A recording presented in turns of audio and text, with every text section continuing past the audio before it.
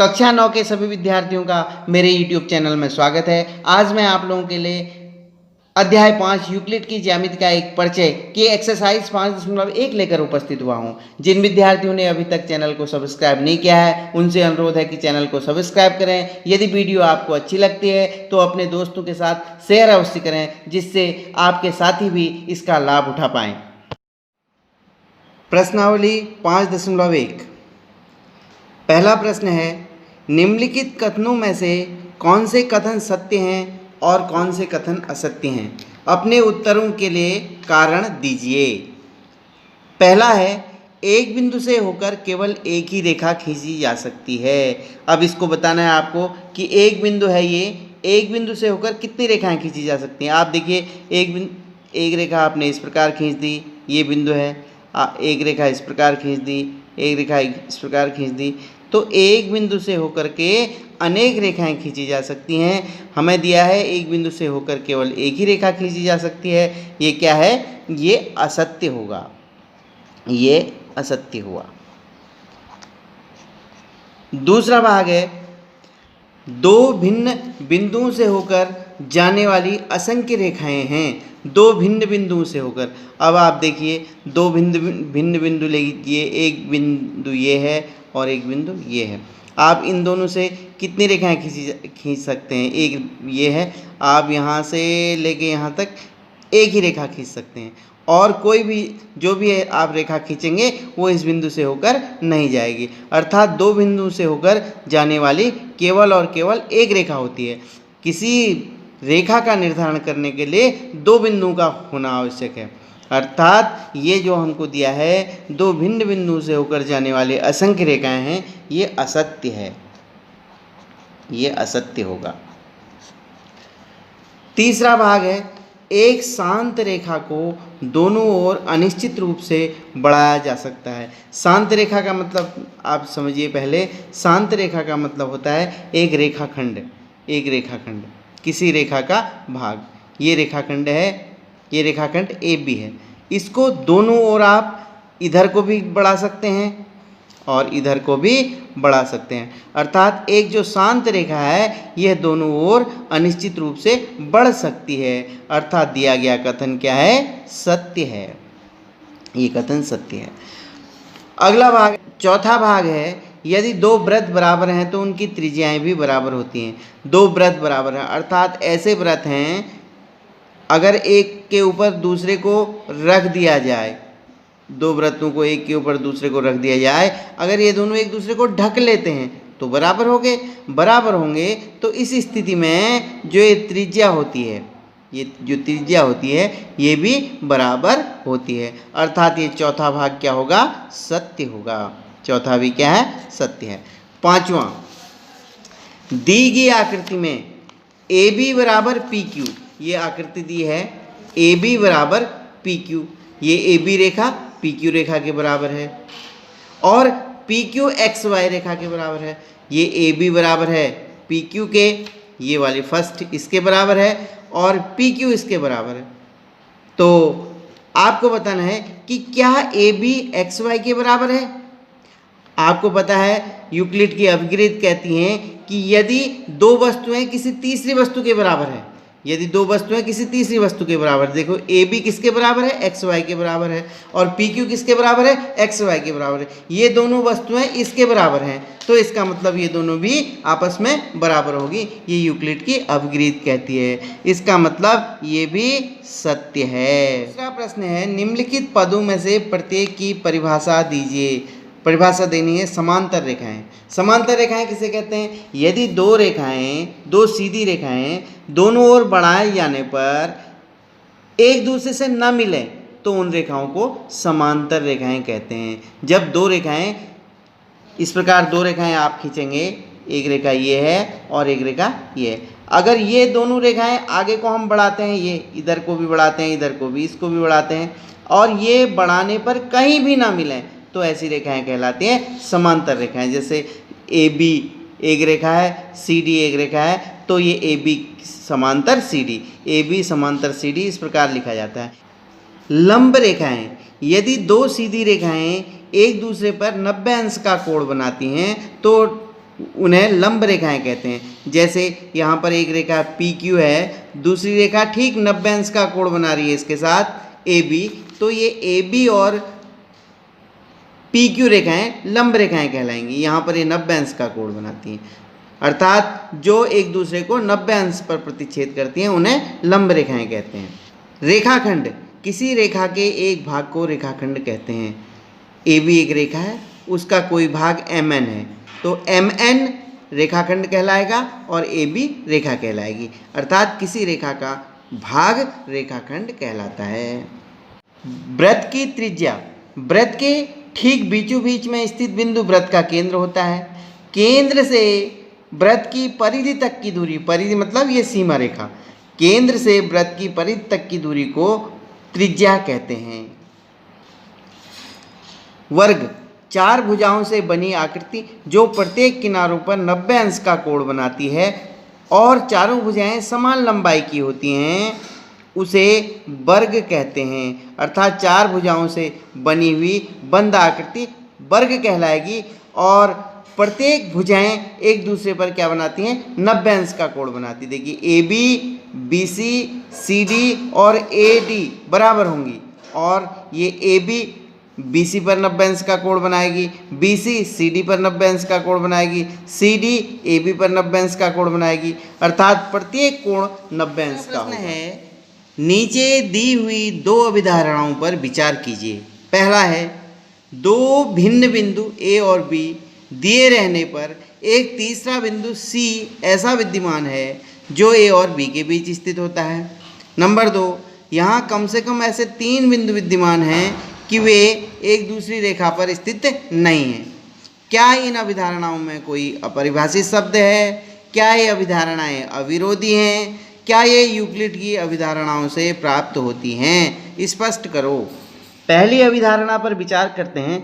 दो भिन्न बिंदु ए और बी, सपोज दो बिंदु ए और बी हैं, इनके बीच में कोई सी बिंदु ऐसा विद्यमान है जो और एक ए और बी के बीच में हो। तो ऐसा हो सकता है, ऐसा हो सकता है कि ए और बी के बीच में कोई बिंदु सी हो, अर्थात पहली अभिधारणा सत्य प्रतीत होती है। अभिधारणा 2, यहाँ कम से कम 3 ऐसे बिंदु हैं जो एक रेखा पर स्थित नहीं है। एक रेखा पर 3 बिंदु कहते हैं कि स्थित नहीं है। देखिए माना एक बिंदु ए ये है, एक बिंदु बी ये है, तो तीसरा बिंदु स्थित हो भी सकता है और नहीं भी हो सकता है। ये सर्वदा सत्य नहीं है, अर्थात दूसरी अभिधारणा असत्य है। क्या इन अभिधारणाओं में कोई अपरिभाषित शब्द है? आप पहली अभिधारणा देखिए, दो भिन्न बिंदु दे रखे हैं ए और बी, तीसरा बिंदु सी, अर्थात यहाँ पर कैसा बिंदु है उसको परिभाषित नहीं किया गया है। अभिधारणा 1 में बिंदु को की परिभाषा नहीं दी गई है। दूसरी अभिधारणा में कम से कम 3 ऐसे बिंदु हैं जो एक रेखा पर स्थित नहीं है, अर्थात यहाँ पर रेखा शब्द को परिभाषित नहीं किया है। और ये दोनों अभिधारणाएं क्या एक दूसरे की अविरोधी हैं? ये दोनों अभिधारणाएं क्या एक दूसरे का विरोध करती हैं? या बिल्कुल भी विरोध नहीं करती हैं। पहले बिंदु वाली है, दूसरी रेखा वाली, एक दूसरे का कोई विरोध नहीं है, अर्थात ये दोनों अभिधारणाएं अविरोधी नहीं है। और पहली अभिधारणा में बिंदु और दूसरी अभिधारणा में रेखा अपरिभाषित है। और क्या ये यूक्लिड की अभिधारणाओं से प्राप्त होती हैं? स्पष्ट करो। यूक्लिड की अभिधारणाओं में इस प्रकार की कोई भी अभिधारणाएं आपने नहीं देखी, तो ये यूक्लिड की अभिधारणा से प्राप्त नहीं होती हैं। चौथा प्रश्न देखिए, यदि दो बिंदु ए और बी के बीच सी ऐसा स्थित है कि ए सी बराबर बी सी, सिद्ध करो ए सी बराबर 1/2 ए बी। आकृति खींचकर स्पष्ट कीजिए। हमने ये आकृति खींच ली है। माना एक बिंदु ए है और एक बिंदु बी है। सी ऐसा बिंदु है कि ए सी और बी सी बराबर है। ए से सी तक की दूरी और सी से बी तक की दूरी बराबर है, अर्थात ए सी बराबर आपको दे रखा है बी सी।